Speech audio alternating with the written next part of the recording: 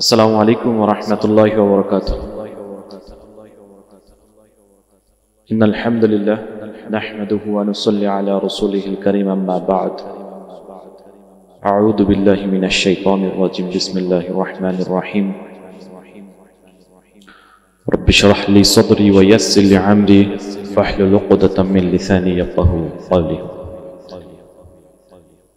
আলহামদুলিল্লাহ, সকল প্রশংসা আল্লাহ সুবহানাহু ওয়া তাআলার, যিনি আমাদেরকে আজকের ইসলামিক কনফারেন্স, দিনাজপুর মেডিকেল কলেজের স্টুডেন্ট দ্বারা আয়োজিত ইসলামিক কনফারেন্সে উপস্থিত হওয়ার সুযোগ করে দিয়েছেন। এজন্য সবাই বলে আলহামদুলিল্লাহ। প্রিয় ভাই, এখানে উপস্থিত যারা রয়েছেন এবং গ্যালারিতে যে সকল বোনেরা রয়েছেন, আল্লাহ আজ্জা ওয়া জাল আমাদের জন্য কখন কি সারপ্রাইজ রাখে আমরা কল্পনাও করতে পারি না। আজকে আস্তে আস্তে শুনছিলাম ভাইদের মুখে যে এই অডিটোরিয়ামে খুব সম্ভবত এটাই সর্বপ্রথম একটা ইসলামিক কনফারেন্স। কথা বলেন। এর আগে এই অডিটোরিয়ামের দেওয়ালগুলো সাক্ষী হয়েছিল বিভিন্ন নবীন বরণের অনুষ্ঠান, বিভিন্ন কর্পোরেট কোনো কলেজ ভিত্তিক কোনো প্রোগ্রাম অথবা যে কোনো ধরনের কোনো কাজ। কিন্তু আল্লাহর বাণী, আল্লাহর কথা, রাসূল সাল্লাল্লাহু আলাইহি সাল্লামের প্রতি মুহাব্বতের যে কিছুক্ষণ আগে যে ভাইরা গজল গেয়ে গেলেন, ইসলামিক সঙ্গীত গাইলেন, সুবহানাল্লাহি ওয়া বিহামদিহি, এগুলো কিন্তু এই জায়গায় মানে এই অডিটোরিয়ামে এর আগে হয়। সবাই একটু খাস করে বলতে পারি না আলহামদুলিল্লাহ। আমার ভাইরা অনেক চেষ্টা করছিল যে সামহাও এই জায়গায় একটা প্রোগ্রাম যেন করা যায়, ইসলামিক কনফারেন্স। দেখেন, আগস্ট পরবর্তী সময়গুলোতে এই দেশে একটা হিউজ ইসলামিক একটা কালচারাল রেভলিউশন হয়েছে। এমন এমন জায়গায় ইসলামিক কনফারেন্স হয়েছে যে কেউ কল্পনাও করতে পারে না যে এই জায়গার মধ্যে ইসলামিক কনফারেন্স হবে। আপনি একটু চিন্তা করেন যে BUP, Bangladesh university of professional সেকুলারদের অন্যতম আতুরঘর, বিইউবিটি, এই জায়গাগুলোতে পর্যন্ত ইসলামিক কনফারেন্স হয়ে গেছে। সুবহানাল্লাহ বলেন না? তো এটা আল্লাহ, যেটা হওয়ার কোনো কথাই ছিল না, কখনো কেউ কল্পনাও করে নাই, সেই জায়গায় সেটা বাস্তবায়িত হয়ে যাচ্ছে। এটাই তো আল্লাহর সারপ্রাইজ। আল্লাহ আজ্জা ওয়া জাল আমাদের উপর রহমত দিয়েছেন, এই রহমতটাকে যেন আমরা ভালো কাজে লাগাইতে পারি। সবাই বলেন আমিন। আজকের এই অনুষ্ঠানে সম্মানিত সভাপতি অধ্যক্ষ শেখ সাদেক আলী স্যার এবং ভাইস প্রিন্সিপাল স্যার আছেন, অন্যান্য শিক্ষকবৃন্দ আছেন, স্টাফেরা আছেন এবং মেডিকেলের যারা ভাইয়েরা আছেন। আপনাদের জন্য এই প্রোগ্রাম কোনো নিছক আয়োজন না, আমি এটা মনে করি না। এটা আমার ধারণা যে এটাও আল্লাহ আজ্জা ওয়া জালের একটা প্ল্যানিং আপনাদের জন্য। হয়তোবা এই প্রোগ্রামের মাধ্যমে কোনো না কোনো ভাবে, যেমন প্রিন্সিপাল স্যার এসে বললেন না, একটা আয়াত শুরু করলেন, ইয়্যাকা না'বুদু ওয়া ইয়্যাকা নাস্তাঈন, যে আমরা শুধু আল্লাহর ইবাদত করি এবং আল্লাহর কাছেই সাহায্য চাই। সুবহানাল্লাহ। তো এই যে এক একটা কথা, তার এক একটা যে দিনাজপুর মেডিকেল কলেজ, এই ক্যাম্পাসের ছেলে মেয়েদেরকে যেন আল্লাহ কবুল করেন। কবুল না করা পর্যন্ত আমরা এই জায়গায় থাকবো, একটা দিন শুধুমাত্র আল্লাহর জন্য এই জায়গায় থাকবো। Note down this words. এগুলো কিন্তু শোনেন নাই আপনারা কোনোদিন। আবার উনি বললেন যে দুনিয়াতে তো আমরা আছি, ভালোভাবেই তো আছি মোটামুটি, কি সুন্দর চকচকা অডিটোরিয়াম, কিন্তু আখিরাতটা তো আমাদের গোছাইতে হবে। কিওয়ার্ডগুলো একটু ধরার চেষ্টা করে। এই কিওয়ার্ডগুলো এমনি এমনি আসে নাই। যারা এখানে কথা বলছিল, যারা এখানে সঙ্গীত গাচ্ছিল, ইভেন ইফ আলাম তারা কাইফা ফালা, সূরা ফিল আমরা জীবনে এতবার পড়ছি যে সর্বপ্রথম মুখস্থ করা সূরা ফিল। ছোটবেলায় যখন বাবা মারা শিখাইতো, খুব সুন্দর করে আব্বু আম্মুর সাথে ডিরেক্টলি বলে দিন আলাম তারা কাইফা ফালা। কিন্তু আজকে তেলাওয়াতে কেমন জানি একটা আর্ট আছে, কেমন জানি একটা ফিল আছে, ডিরেক্টলি যেন দিলে যা লাগে, আরে এই সূরা তো আমি এতবার পড়ছি, কিন্তু আজকের মতো এরকম তো ফিলিংস আসে না। সো দিস প্রোগ্রাম, এই অনুষ্ঠান, এটা something for us, something for আমাদের জন্য কিছু একটা, এই ক্যাম্পাসের জন্য কিছু একটা। এই প্রোগ্রামের সাথে যারা জড়িত রয়েছেন, এই প্রোগ্রামকে যারা এই পর্যন্ত নিয়ে এসেছেন, সবাইকে আল্লাহ আজ্জা ওয়া জাল কবুল করুন। যে সকল শিক্ষক মণ্ডলী এবং স্টাফেরা যারা রয়েছেন, তারা এই প্রোগ্রামে সহযোগিতা করেছেন, তাদেরকে আল্লাহ আজ্জা ওয়া জাল কবুল করুন এবং এই প্রোগ্রামের বদৌলতে এই ক্যাম্পাসে দিনই পরিবেশ আল্লাহ প্রতিষ্ঠিত করেন, বলেন আমিন। এবং এর পাশাপাশি আপনারা যে জায়গায় যাবেন, যেখানে খেদমত করবেন, দিনাজপুরে এই ভূমিতেও যেন আল্লাহ আজ্জা ওয়া জাল রহমত বর্ষণ করে দেন, বলেন আমিন। আজকে আমি কথা বলবো হচ্ছে ভার্সিটি লাইফে রমাদানটা আমাদের কিভাবে ইফেক্ট করতে পারে। প্রথমত আসি ভার্সিটি লাইফ, দেন আমি আসবো রমাদানটা নিয়ে। আমরা গতানুগতিকভাবে স্টাডি করে বড় হয়েছি। এখানে অনেকে আছেন এক্সেপশনাল, তারা হাফেজ, তারা মাদ্রাসা ব্যাকগ্রাউন্ড থেকেও এসেছে, তাদের স্ট্রাগলটা অন্য লেভেল। প্রথমত হাফেজ হয়েছে, তারপরে সেখান থেকে আবার স্টাডি করে ধীরে ধীরে ধীরে ধীরে উঠে এসেছে, তারা একটু এক্সেপশনাল। আমরা যে ওয়েতে বড় হয়ে এসেছি, আমরা যে শিক্ষা ব্যবস্থায় বড় হয়ে এসেছি, সচরাচর ভাবে এই শিক্ষা ব্যবস্থাকে বলা হয় সেকুলার শিক্ষা ব্যবস্থা। কি শিক্ষা ব্যবস্থা? সেকুলার শিক্ষা ব্যবস্থা মানে কি? সেকুলার শব্দটা ব্যুৎপত্তিগত অর্থ যেটা, এটা হচ্ছে নিধর্মীকরণ। There will be no religion, এই কনসেপ্টে সেকুলারিজমের উৎপত্তি হয়েছে। এবং এই শিক্ষা ব্যবস্থায় আপনারা দেখবেন যে ছোট আমরা এসএসসি, এইচএসসি, দেন মেডিকেল বা অন্যান্য ইঞ্জিনিয়ারিং যারা যারা আছে, যে সেক্টরটা নেয়, আবার কেউ কেউ পলিটেকনিকে যায় এসএসসির পরে, এই সেক্টরগুলোতে, এই ব্যবস্থাগুলোতে আল্লাহর পরিচিতি, আল্লাহকে চেনা, আখিরাত কি, আখিরাতের ভালো মন্দ কি ইত্যাদি বিষয়গুলোতে কোনো রকমের কোনো চ্যাপ্টার আপনারা পেয়েছেন? স্পেসিফিক্যালি বাদ দেন, ওয়ার্ল্ড আল্লাহর সবচেয়ে প্রিয় মানুষ রাসূলুল্লাহ সাল্লাল্লাহু আলাইহি সাল্লামের একটা শর্ট বায়োগ্রাফিও কি পেয়েছেন? সিরাহ? না, পাই নাই। কারণ এই শিক্ষা ব্যবস্থা ওটাই। তো আমরা এই জায়গায় বড় হয়ে, এই জায়গা থেকে উঠে এসে যখন আমরা খেদমত করতে চাই, তখন এই শিক্ষা ব্যবস্থার কিছু সাইড ইফেক্ট আমাদের ভিতরে পড়ে যায়।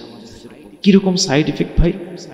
এই সেকুলার শিক্ষা ব্যবস্থা একটা সাইড ইফেক্ট হচ্ছে, এটা আমাকে ক্যারিয়ারিস্টিকের দিকে বেশি প্রভাবিত করে। কিসের দিকে? ক্যারিয়ারিস্টিক। কিভাবে ক্যারিয়ারের দিকে যাওয়া যায়, কিভাবে টাকা কামানো যায়, কিভাবে টাকা কামানো যায়, ঠিক আছে? এই কনসেপ্টটা হচ্ছে এটার মূল মেইন আর কি। এর পাশাপাশি সেবা, অন্যান্য কিছু। ইসলাম যেটা আমাকে বলে, ইসলামের যে শিক্ষাটা, এটা হচ্ছে তুমি খেদমত করো, খেদমত করো, নিজেকে অন্যের জন্য বিলিয়ে দাও। এটা হচ্ছে প্রথম, এরপরে অন্য কিছু। আগে খেদমত, এরপরে অন্য কিছু। সুবহানাল্লাহ। তো আমরা যখন এই সাইড ইফেক্টটাতে বড় হই, তখন আমাদের ভিতরে সচরাচর আরো অনেক সমস্যা থাকে।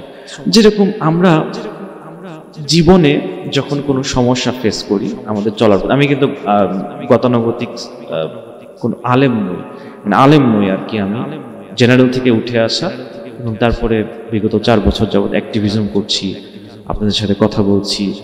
আমি আমার লাইফে যে ভুলগুলো করে এসেছি, আমি চাই না আমার ছোটরা যারা রয়েছেন তারাও যেন সেই ভুল করে না। অথবা আমার যে দৃষ্টিভঙ্গি, আমার চেঞ্জিং এর পরে যে দৃষ্টিভঙ্গিটা এসেছে, সেটা আমি সবার সাথে শেয়ার করতে চাই যে আসলে বিষয়টা কি। তো ধরেন আপনি কোনো একটা প্রবলেম করছেন, আপনার জীবনে খুব একটা বড় সমস্যা, এখন আপনার ডিসিশন নেওয়ার সময়। তো আপনি যে সকল প্রোগ্রাম করেছেন সেকুলার লাইফে বা এই সমাজে, যেই হালাকা যেই সেমিনারগুলোতে যান, যে বইগুলো পড়েন, এখানে মেইনলি আপনাকে মোটিভেশন দেওয়া হয় একটা স্পেসিফিক বিষয়, একটা স্পেসিফিক স্কিলের উপরে, যে এই স্কিলে তোমাকে পারফেক্ট হতে হবে। এই স্কিলটার জন্য ধরেন এই যে সুলাইমান সুখন আছেন, চিনেন কিনা, বাংলাদেশের অন্যতম একজন। তো সে একটা সময় তার বক্তব্যে এভাবে বলছিল যে অন্যের থেকে কিভাবে হিসাব নিতে হবে। কি সেটা ছিল? পই করে কিভাবে হিসাব নেওয়া যায়। এই টাইপের মোটিভেশনাল জিনিসগুলো কিন্তু আমাকে ওই সেন্ট্রিক মন মানসিকতা দিচ্ছে, ওই সেন্ট্রিক কাজগুলো, একটা স্পেসিফিক বিষয়ে দক্ষতা দিচ্ছে, ঠিক আছে, ওকে। কিন্তু আপনার স্পিরিচুয়াল, আপনার মেন্টাল এই কন্ডিশনগুলোর উপকারের জন্য, অথবা জীবনে এমন একটা ডিসিশন আসছে যে আপনি নিতে পারতেছেন না, কিন্তু দেখা গেল আপনি একটা ভুল ডিসিশন নিয়ে ফেললেন। এই ভুল ডিসিশনের কারণে আপনার জীবনের উপর ধেয়ে আসলো মানসিক যন্ত্রণা, আপনার জীবনের উপর ধেয়ে আসলো। আমার টাকা পয়সা সব আছে, ক্যারিয়ার উঠে গেছে, কিন্তু আপনি মেন্টাল শান্তি পাচ্ছেন না। বাসায় সমস্যা, বাড়িতে মানে যেখানে যাচ্ছেন একটা প্রেশারের উপর আছেন, টেনশনের উপর আছেন, শান্তি নাই, টাকা পয়সা আছে শান্তি নাই। এরকম হয় কিনা সমাজে? সমাজে কিন্তু এরকম। এটা কেন হচ্ছে না? কেন না আমরা আমাদেরকে যিনি বানিয়েছেন তার দেখানো পথ ছাড়া, তার যে আমাদের হোমোস্যাপিয়েন্স, আমরা না হোমোস্যাপিয়েন্সের কিছু কথা আছে যে মানুষ এটা করবে, মানুষ এটা করবে না, মানুষের ডিফল্ট কিছু নিয়ম কানুন আছে, মানুষকে যে বানায় সে জানে। ঠিক আছে, মানুষকে বানাইছেন কে? যে কোনো ডিভাইসের একটা ডিফল্ট সিস্টেম আছে, যে বানাইছে সে জানে যে এই ডিভাইসটা ওয়াটারপ্রুফ কিনা, এই ডিভাইসটা ডাস্ট রেজিস্ট্যান্ট করবে কিনা, সবকিছু আল্লাহ আমাদেরকে বানাইছেন। আল্লাহ জানেন যে আমাদের কিসে ভালো, কোন রাস্তায় ভালো, কোন কাজে করলে আমাদের জন্য ভালো। এটা কে ভালো জানেন? আল্লাহ আমাদেরকে বানাইছেন। তো আল্লাহ যখন আমাদেরকে বানিয়েছেন, আল্লাহ আমাদের জন্য পথ দিক নির্দেশনার জন্য যুগে যুগে নবী রাসূলগণ পাঠিয়েছেন। আমি বেসিক বলতেছি, বেসিক। কেন এই নবী রাসূলগণ মানুষের রূপে এসেছে? মানুষ কেন? আল্লাহ আমাদেরকে চোখে আঙ্গুল দিয়ে দেখাইতে চায় যে দেখো, মানুষ হয়েও আল্লাহ নিয়ম কানুন খুব সুন্দরভাবে মানা যাচ্ছে। এখানে কোনো ঐশী বাণী না, এগুলা যে কোনো হিউম্যান করতে পারবে না এরকম না। এটা সবার জন্য প্রযোজ্য, যেটা আল্লাহ পরীক্ষিত করে দিয়েছেন নবী রাসূলগণের মাধ্যমে। এবং প্রত্যেকটা যুগে যুগে একটা স্পেসিফিক নবী ছিল, এবং আমাদের যুগে একজন নবী আছেন, আমাদের নবী মুহাম্মদ রাসূলুল্লাহ সাল্লাল্লাহু আলাইহি ওয়াসাল্লাম। এবং তাই তিনি হচ্ছেন আমাদের জন্য উত্তম আদর্শ। ক্লিয়ার? তো প্রিয় ভাই, তো আমরা যখন ভার্সিটিতে আসি প্রথম দেখা যায় যে ওই যে সাইড ইফেক্ট গুলো আসে, আমাদের একটাই মেইন মোটিভ থাকে। মেডিকেল স্টুডেন্ট যারা আছেন এখানে, আপনাদের মেইন মোটিভ একটাই, 4 বছর খুব ভালো করে পড়াশোনা করে একটা ভালো একটা এমবিবিএস ডিগ্রি নিয়ে ভালো একটা পজিশনে যাওয়া, ক্যারিয়ারটাকে ডেভেলপ করা। ওকে, ঠিক আছে, গুড এনাফ।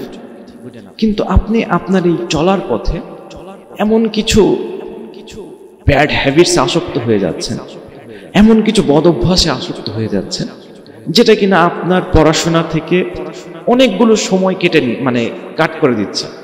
অনেক বেশিরভাগ সময় চলে যাচ্ছে। ধরেন আপনি মোবাইল আসক্ত হয়ে পড়লেন, ফোন, অথবা আপনি একটা গেমস আসক্ত হয়ে পড়লেন। হ্যাঁ, পড়াশোনাও করতেছেন কিন্তু গেমসে একটু সময় বেশি চলে যাচ্ছে। এরকম হয়। কিন্তু আবার দেখবেন যে আপনি ব্যাড ইফেক্টস সিগারেটের সাথে জড়িত হয়ে গেলেন। আবার মেডিকেল স্টুডেন্টদের ভিতরে অনেকে আছে অনেক নেশার দিকেও চলে যায়, সামহাউ ডিপ্রেশনের পরে অনেক দিকে এই দিকেও চলে যাওয়ার চেষ্টা করে। এই যে এই সার্কেলগুলা, তারপরে ধরেন মেডিকেলে এসে পুরো ইন্টার পর্যন্ত বাবা মা খুব সুন্দর করে কড়া গার্ডে রাখছে যেন কোনো কিছু না হয়। যখনই কেউ একটু মেডিকেলে চান্স পেয়ে যায়, বাপ মার একটু ওই যে রশিটা একটু ঢিল দিয়ে দেয়। যখন রশিটা একটু ঢিল দিয়ে দেয়, তখন আমরা একটু লাফালাফি করার চেষ্টা করি। প্রথমবার স্বাধীনতা পাইলে অনেক জায়গায় যাইতে মন চায়। তো যখন এই অনেক জায়গায় যাওয়া শুরু করে দিই, তখন দেখা যায় যে আমি আর নিতে পারি। কেন? আমার তো বেসিক দুর্বল। এতদিন বাবা মা আমাকে নিয়ে গেছে, আমার নিজস্ব কোনো ম্যাচুরিটি তখন পর্যন্ত হয় নাই। যখন একটু স্বাধীন হয়ে যাই, উল্টাপাল্টা কাজ করার চিন্তা ভাবনা করি। উল্টাপাল্টা কাজ যখন করি, তখন আমাদের লাইফে এটা সাইড ইফেক্ট পড়ে যায়। অন্যতম সাইড ইফেক্ট এরকম আমি শুনেছি যে একটা medical student, bright student, topper ছিল। তো কি হয়েছে, সে মেডিকেলে এসে একটা মেয়ে প্রেমে পড়ে গেছে। প্রেমে পড়ে পাগল হয়ে গেছে। ঠিক আছে, 1-2 বছর পড়াশোনার প্রতি মনোযোগ নাই, টপার ছিল, ধীরে ধীরে নিচের দিকে ডাউন হয়ে গেছে। সেকেন্ড ইয়ারের পরে যে কি হলো, ওদের ভিতরে ব্রেকআপ হয়ে গেল। কি অবস্থা হয়? এরপরে সে আর নিতে পারে, সে এখন ভয় করে ঘুরে বেড়ায়। ও দেখছে ওই যে কবির সিং আছে, মেডিকেলের কবির সিং কি করে, একটু মদ টদ খায়, গাঁজা খায়, এরকম করে সে নিজের জীবন আবার হারায়। তো ভাই, এটা কেন হলো আমাদের সাথে? আমাদের তো জানতে হবে ভাই। আমরা তো না জেনে যেই জায়গায় যাব সেই জায়গায় তো ধরা খাবো। আগে তো আমাদের জানতে হবে, না জানে তো আমাদের এই জায়গায় আসা যাবে না। তো আসি, সে জায়গায় আসি। তো প্রিয় ভাই, আমাদের যত এই সমস্যাগুলো রয়েছে না, এগুলো সমস্যার সমাধান ইসলামে আছে। ইসলাম এটার পারফেক্ট সমাধান দিয়ে দিয়েছে। জীবনে যে জায়গায় যাবেন, যেই জিনিসটা করবেন, যেই ডিসিশনটা নেবেন, একদম পারফেক্ট। কারণ ইসলাম আমাদের জন্য আসছে। অ্যান্ড্রয়েড একটা ডিভাইস, স্যামসাং আমি যদি স্যামসাং এর ভিতরে iOS কে জোর করে ইনস্টল করার চেষ্টা করি, কি হবে বলেন? আমি একটা এক্সপিরিয়েন্স বলি আপনাদেরকে। বিরক্ত হচ্ছেন? 13 এর দিকে, 2013 এর এই দিকে, 2010 থেকে 13 নোকিয়া একটা ফোন বের করে, smartphone, Windows, Nokia Windows, Lumia something. তা আমি উইন্ডোজ চালাইতে কেমন অকওয়ার্ড লাগতো। উইন্ডোজ 8 ছিল তখন ওই নোকিয়া ফোনের ভিতরে, কম্পিউটারের মতো উইন্ডোজ। তো একটা ফ্রেন্ড আছে, এই মামা এই উইন্ডোজ ফোনটাকে তো অ্যান্ড্রয়েড করা যায়। ওই কি অবস্থা, তুই তো জিনিয়াস, কেমনে মামা? ওই যে এই যে ইউটিউব লিঙ্কটা ল, এখানে কেমনে কেমনে করছে তুইও কর। আচ্ছা ঠিক আছে। তো যে কি যেন রুট টুট মেরে করে, তো আমি ট্রাই করছি। ট্রাই করার পর আমার ফোন ডেড হয়ে গেছে, ওইটা আর ওপেনই হয়। মানে আমি ট্রাই করলাম কিন্তু ফোন ডেড হয়ে গেল, ওপেন হলো না। কারণ কি? কারণ ওই ডিভাইস ওটা নেওয়ার সক্ষমতা রাখে না। আমরা মানুষ, আমাদের ওই সেকুলার যে চিন্তাধারা, লিবারিজমের যে চিন্তাধারা, এগুলো আমাদের শরীর স্যুট করবে না। করলেও মেন্টাল প্রেশার, অমুক তমুক, মানুষের জন্য ভালো সমস্যা আছে। আমাদেরকে এন্টারটেইনমেন্টের যে সংজ্ঞাটা দেখায়, একটা এক্সাম্পল দিয়ে শেষ এই টপিকটা ক্লোজ করতে। এন্টারটেইনমেন্ট কি? এন্টারটেইনমেন্ট ভাই, আপনারা ঈদের সময় আছে না, এই রমাদানের ঈদের যে সময়টা আছে, যারা গ্রামে থাকেন, আপনারা তো ম্যাক্সিমাম গ্রামের দিকে যাবেন, তাই না? মেডিকেল স্টুডেন্টরা যখন গ্রামে যাবেন, এন্টারটেইনমেন্টের একটা বিশাল বড় একটা উদাহরণ দেখতে পারবেন আপনারা যখন গ্রামে যাবেন। দেখবেন কি 30টা দিন খুব সুন্দর করে রোজা করছে মানুষ, ঈদের দিনে যে ভটভটি ভাড়া করে ডিজে পার্টি করতেছে, ট্রাক ভাড়া করে গান বাজায় ঘুরতেছে, মেয়েদের গায়ে পানির বোতল ছুঁড়ে মারতেছে, ইফটিজিং করতেছে। What kind of entertainment this is? মজা। আবার মজার ভিতরে একটু যারা পশ শহর এলাকার যারা ঈদের আনন্দ করে, ওরা ওই বিদেশি দেশি সব নিয়ে হাজির হবে এক জায়গায়। এটা আবার কোন টাইপের এন্টারটেইনমেন্ট আমাকে বলেন?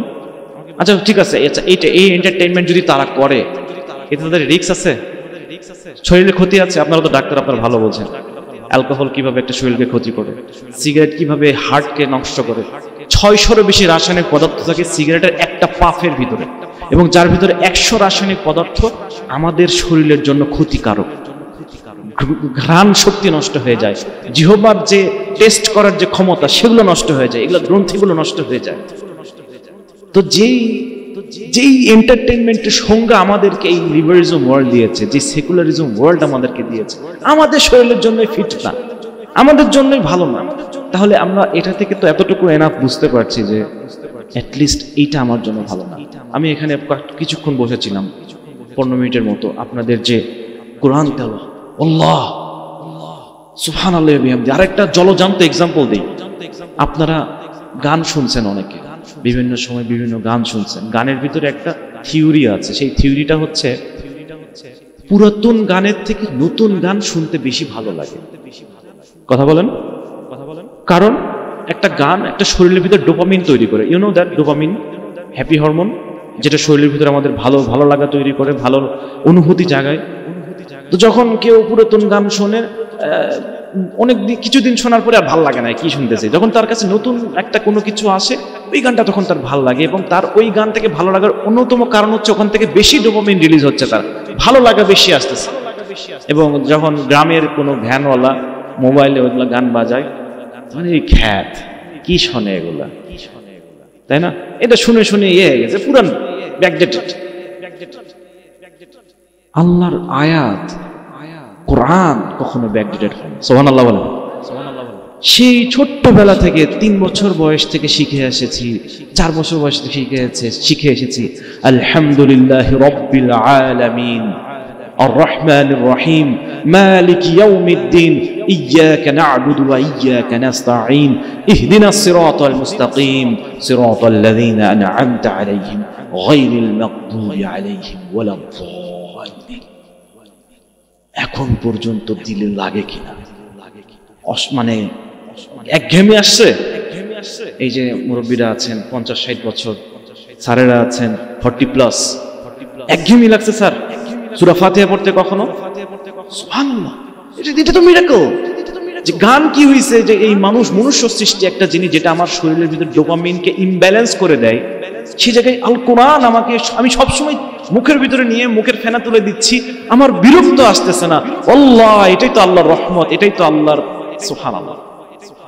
প্রিয় ভাই, আশা করি আপনারা এতটুকু বুঝতে পেরেছেন ইসলামের গুরুত্ব, আপনারা এতটুকু বুঝতে পেরেছেন যে আমরা আলহামদুলিল্লাহ আমাদের মাঝে উপস্থিত হয়েছেন প্রফেসর ডক্টর মুক্তা আহমেদ স্যার।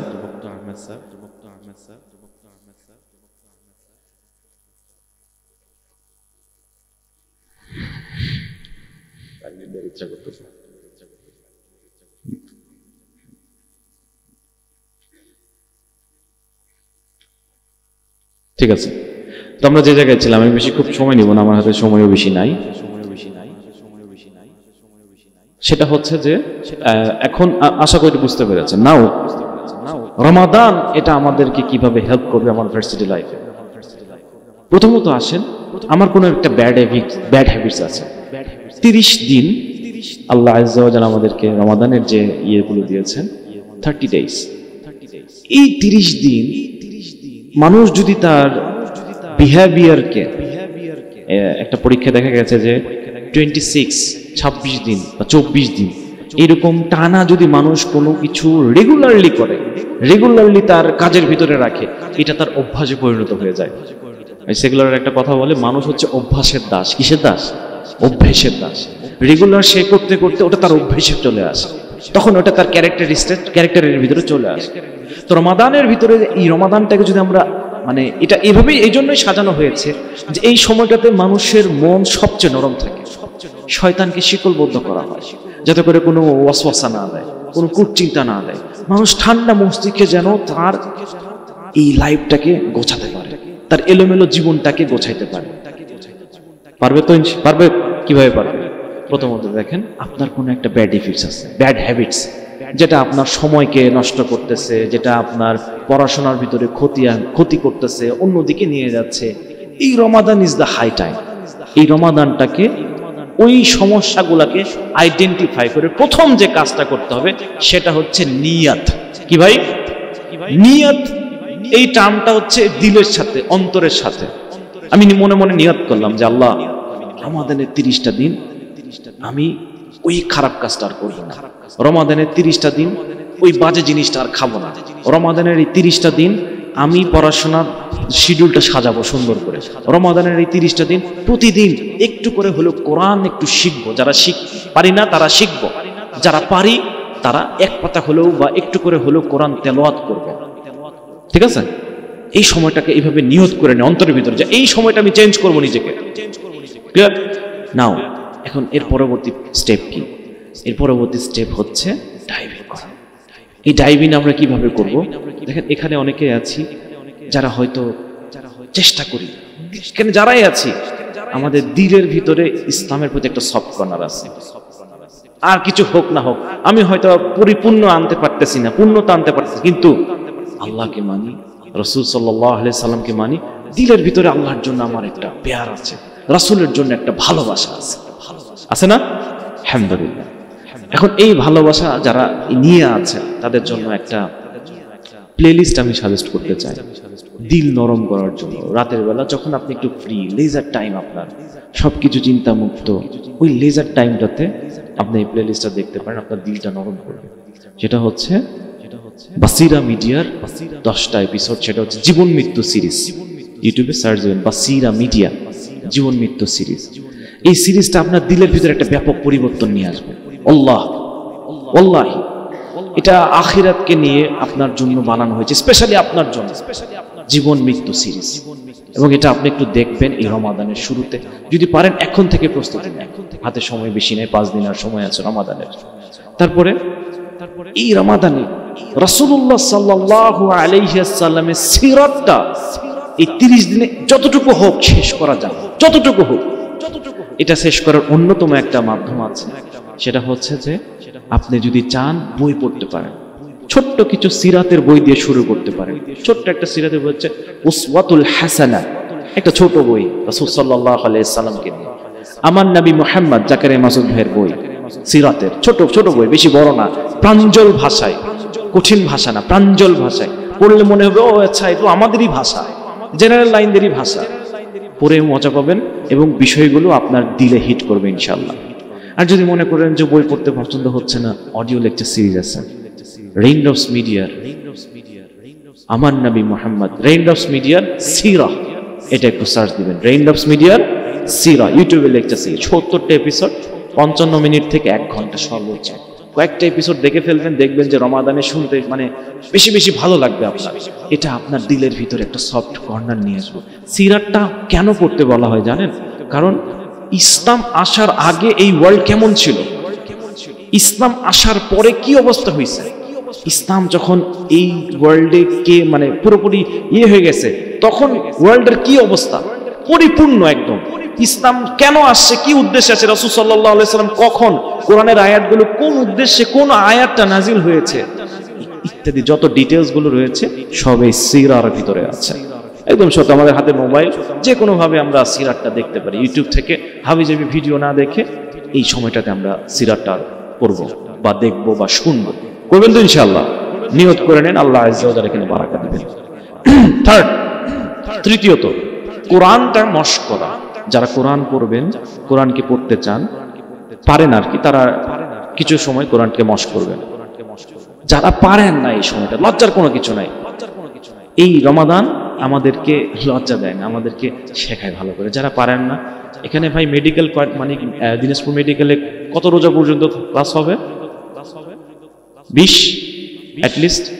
আপনারা আপনাদের মসজিদে কোরআন শিক্ষার একটা ব্যাচ চালু করবেন, ইমাম সাহেবকে বলবেন, তাকে কিছু হাদিয়া দিবেন, কোরআন শিক্ষার একটা ব্যাচ চালু করবেন সাহারির পরে, অথবা কোনো স্পেসিফিক সময় অনুযায়ী, আসরের পরে হতে পারে, যে ইফতারের সময়টা রাত দিয়ে তারা একটা কোরআন চর্চা করবে, খুব সুন্দর একটা মুহূর্ত। হ্যাঁ, এটা একটা আপনারা ব্যাচ চালু করবেন। যে সকল স্টুডেন্টরা একটু জড়তা আছে, সঠিক সহি শুদ্ধভাবে পড়তে পারে না, তারাও যেন এখান থেকে ক্লিয়ার হয়ে যায়। করবেন ইনশাআল্লাহ? চতুর্থত, এই রমাদানে স্ক্রিন টাইমটা আমরা একটু কমাবো। মোবাইলের যে স্ক্রিন টাইমটা যতটুকু পারি আমরা কমাই ফেলবো, ঠিক আছে? ইউটিউবে যদি যাইও, যেগুলো বললাম ওই প্লেলিস্ট অনুযায়ী দেখবেন। ফেসবুকে যত চেষ্টা করবেন কম যাওয়ার জন্য, যাওয়ার দরকার নেই। রমাদানটা আপনি একটু মানে, এটা হয়েছে কি ভাই, এটা হচ্ছে ফিল্টারলেস। Facebook, YouTube ফিল্টারলেস। ফিল্টারলেস কেন বলতেছি? এখানে সামগ্রিক বিষয় আসতেছে, কোনো স্পেসিফিক একটা বিষয় না যে আমি শুধু ভালো নিব, পজিটিভিটি নিব না।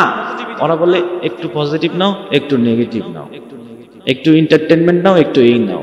ওরা আপনাকে ওই রিলস, আপনি যাচ্ছেন না, ট্যাপে পড়ে গেছেন, দেখতেছেন একটার পর একটা আসতেছে, হ্যাঁ ও আচ্ছা ইসলামিক ভিডিও, সুন্দর তো। একটু পরে দেখবেন অটো আরেকটা চালু হয়ে গেছে, ধুমতানা শুরু হয়ে গেছে।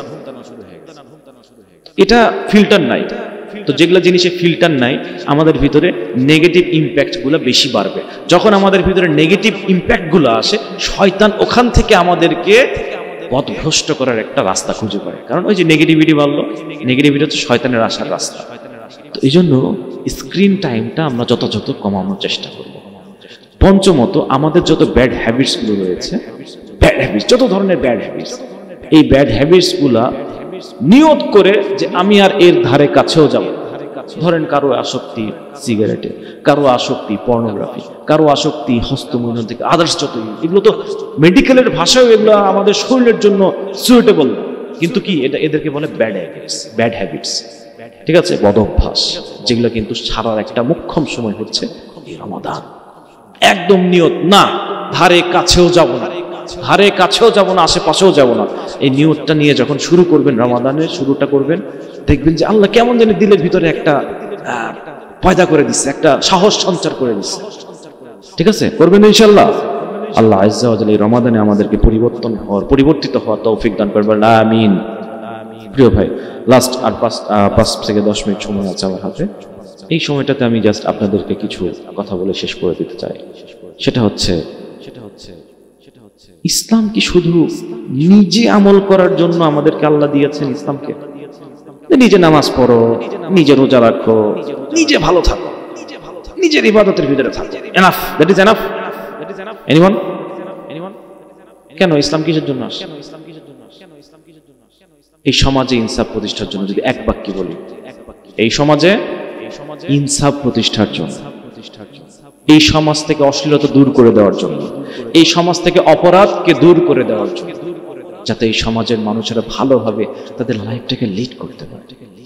এই ভূখণ্ডে যারা যারা থাকবে আল্লাহর জমিনে, তারা যেন ভালোভাবে তার লাইফটাকে লিড করতে পারে। এই জন্য ইসলাম এসেছে। আমার কন্ট্রিবিউশন কি? নামাজ পড়া, ভালো মানুষ আমি, রাসূলের সুন্নাহ মানি, ভালো মানুষ আমি, মানে দাঁড়িয়ে রাখছি, ভালো মানুষ আমি না, এতটুকুতে সীমাবদ্ধ না। আপনারা হয়তো বা হিস্ট্রি জানেন, তাতাররা যখন ইরাকের বাগদাদে আক্রমণ করে রক্তাক্ত করে দিল, মুসলিমদের যত কিছু ছিল সবকিছু ভেঙে চুরমার করে দিল, রক্তের নদী বয়ে গেল, তখন অনেকেই মনে করেছিল রে ইসলাম তো শেষ, এখানে বুঝি ইসলাম শেষ, এটা মনে হয় আর কোনোদিনও উঠে দাঁড়াতে পারবে না। আবার বদর যুদ্ধে 313 জন সাহাবীকে নিয়ে রাসূলুল্লাহ সাল্লাল্লাহু আলাইহি সাল্লামের নেতৃত্বে যখন কুরাইশদের বিরুদ্ধে যুদ্ধ হলো, ওই যুদ্ধের যে ইকুয়েশন, কুরাইশদের যে শক্তি সামর্থ্য এবং রাসূলুল্লাহ সাল্লাল্লাহু আলাইহি সাল্লাম বাহিনীর যে সামর্থ্য, সায়েন্টিফিক্যালি লজিক্যালি কোনো উপায়ই ছিল না রাসূল সাল্লাল্লাহু আলাইহি সাল্লামের টিমকে জেতার। তারপরে আল্লাহ বিজয় দিবেন না, আলহামদুলিল্লাহ।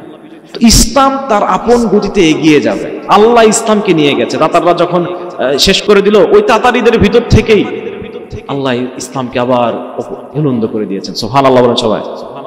হালাকু খানের মেয়ে, কথিত আছে বিভিন্ন উলামা কেরাম এটা বলে, হালাকু খানের মেয়ে একজন আলেমকে ঘর থেকে বেরোয় দেখে একজন আলেম দাড়িওয়ালা, যে জিজ্ঞাসা করছে, এই তোমাদের কোরআনে না আল্লাহ বলছে যে আল্লাহ নাকি তোমাদেরকে বিজয় দান করবে, তোমাদেরকে নাকি সিংহ রাজার আসনে রাখবে, কই তোমরা তো আমাদের দ্বারা হেরে গেছো, তোমরা তো তোমাদের এখন তো এই অবস্থা, এগুলো মিথ্যা সব।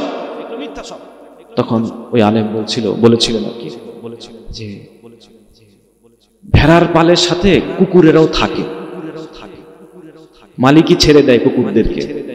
ভেড়ার পাল্লা যখন অন্যদিকে চলে যায়, কথা শোনে না, তখন ওই কুকুরেরা গিয়ে তাদেরকে আবার ধাওয়া করে আবার এক জায়গায় নিয়ে আসে। আমরা হচ্ছে সেই ভেড়ার দল, যারা দিন থেকে সরে গেছি, আল্লাহর বিধানকে সঠিকভাবে আমরা আঁকড়ে ধরতে পারি নাই। আর তোমরা হচ্ছে সেই কুকুর, যাদেরকে দিয়ে আল্লাহ আজ্জা ওয়া জাল আমাদেরকে আবার একত্রিত করতেছে। ওনা বলে সবাই, বুঝতে পারছেন? আমার আপনার কন্ট্রিবিউশন কি এই দিনের জন্য, এই ইসলামের জন্য? ইসলাম তো আলোকিত হবেই, ইসলামের আলো জ্বলবেই। আমার আপনার কন্ট্রিবিউশন কি?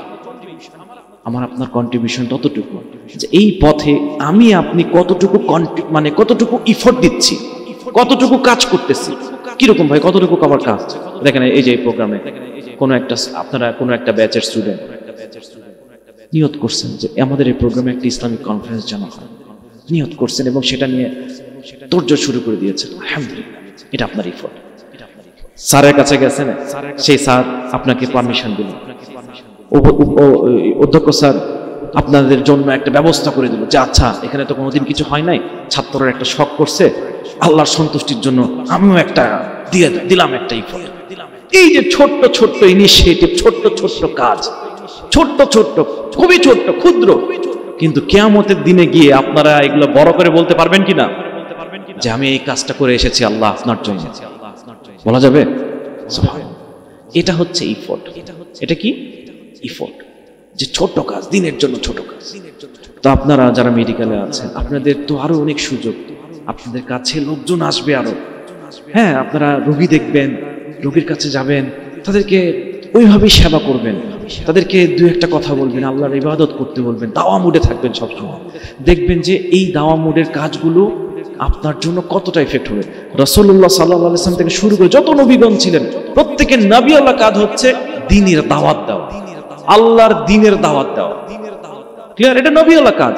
আর যখন কেউ আল্লাহর দ্বীনের দাওয়াত দেয়, আল্লাহ আজ্জা ওয়া জাল ঘোষণা করে দিয়েছেন, বাংলাতে বলছে, সেটা হচ্ছে যে আল্লাহ তার নিরাপত্তার দায়িত্ব নিয়ে নেয়। সুবহানাল্লাহ বলেন। আল্লাহ তার রিজিকের দায়িত্ব নিয়ে নেয়। সুবহানাল্লাহ। কোন দিক থেকে রিজিক আসবে আপনি টেরই পাবেন না, কোন দিক থেকে নিরাপত্তা আসবে আপনি টেরই পাবেন না, আল্লাহ দিবেন।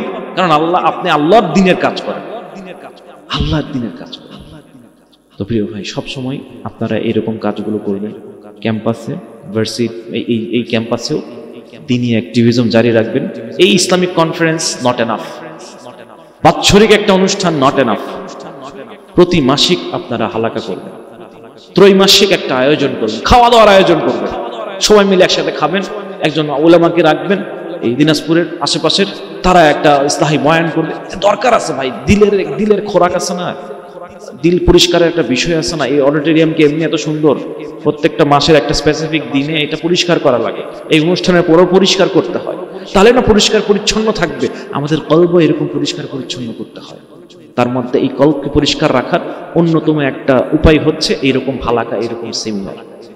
আমি দিনাজপুর মেডিকেলের ভাইদের এবং বোনদেরকে অনুরোধ করতে চাই, this programme is not enough. এখানে থেমে থাকবেন না, আপনারা এটার জারি রাখবেন ইনশাআল্লাহ। কে কে নিয়ত করতেছেন এটা জারি রাখবেন? আলহামদুলিল্লাহ, আল্লাহ আজ্জা ওয়া জাল্লা এই দিনাজপুর মেডিকেলের সকল ভাই বোনদেরকে কবুল করুন, বলেন আমিন। সকল শিক্ষক মণ্ডলীকে কবুল করেন, বলেন আমিন। যে সকল স্টাফেরা এখানে কাজ করেন তাদেরকে কবুল করেন, বলেন আমিন। আল্লাহ আজ্জা ওয়া জাল্লা আপনাদের জীবনে বারাকা দান করুন, আপনাদের রিজিকে বারাকা দান করুন, এবং আপনাদের মাধ্যমে সারা দেশে যেন আরো বেশি বেশি খেদমত আল্লাহ আজ্জা ওয়া জাল্লা নেয়। এই কথা বলে আমি শেষ করতে যাচ্ছি। বলার আগে একটা বিষয় বলে শেষ করতে চাই, সেটা হচ্ছে রাসূলুল্লাহ সাল্লাল্লাহু আলাইহি ওয়াসাল্লাম, আল্লাহ আজ্জা ওয়া জাল্লা একটা আয়াত, আল্লাহ এটা আমি যখনই পড়ি আর কি আমার খুব ফিল হয় আর কি। সেটা আল্লাহ আজ্জা ওয়া জাল্লা বলে দিয়েছেন যে ইয়া আইয়ুহাল্লাযীনা আমানু, হে বিশ্বাসীগণ, হে তোমরা যারা বিশ্বাস করো আমাকে, উদখুলু ফিস সিলমি কাফা, তোমরা দ্বীনে প্রবেশ করো, আল্লাহর দ্বীনে প্রবেশ করো পরিপূর্ণভাবে। ওয়ালাউ তাত্তাবিউ, ওই পথ অনুসরণ করুন, খুতওয়াতিশ শায়াতিন, শয়তানের পথ। কেন কি হইছে আল্লাহ? ইন্নাহু লাকুম আদুউম মুবিন, নিশ্চয় শয়তান তোমাদের প্রকাশ্য শত্রু। তাহলে আমরা আল্লাহর দ্বীনে প্রবেশ করব পরিপূর্ণভাবে, আধা আধিনা, যা আছে পরিপূর্ণ রুট, যেটাকে বলে মূল। আর যারা মূলকে অনুসরণ করে তাদেরকে কি বলে? হ্যাঁ, মৌলবাদ। এটা শাহবাগীরা বানাচ্ছে। মূলকে অনুসরণ করতে হবে, আল্লাহর মূলকে অনুসরণ করে চলবেন, মূল অনুযায়ী চলবেন। ইসলামে যা যা আছে সব পরিপূর্ণ, আধা আধিনা পরিপূর্ণ নিয়ে চলবো। আর খুতওয়াতিশ শায়াতিন, শয়তানের পদাঙ্ক অনুসরণ করবো না। এই সেকুলার লিবারেলিজম ওয়ার্ল্ড যা যা দেখাবে direct, they are the army of Satan, শয়তানের আর্মি বলা হয় এদেরকে, এবং এদের পদাঙ্ক আমরা কখনোই অনুসরণ করব না। আল্লাহ আজ্জা ওয়া জাল্লা আমাদেরকে সেই তৌফিক দান করুন। আমার জন্য দোয়া করবেন, এবং এখানে এরপরে স্যার কথা বলবেন ইনশাআল্লাহ। এবং আমি আন্তরিকভাবে ধন্যবাদ জানাতে চাই এই প্রোগ্রামের সাথে জড়িত সকল ভাই ও বোনদের, যারা এই প্রোগ্রামটাকে খুব করে মেহনত করে সহযোগিতা করেছেন এই প্রোগ্রামটাকে আঞ্জাম দেওয়ার জন্য। আল্লাহ আজ্জা ওয়া জাল্লা উত্তম জাযা দান করুন। ভালো থাকবেন সবাই। ওয়া আখিরু দাওয়ানা আলহামদুলিল্লাহি রাব্বিল আলামিন। ওয়াসসালামু আলাইকুম ওয়া রাহমাতুল্লাহি ওয়া বারাকাতুহু।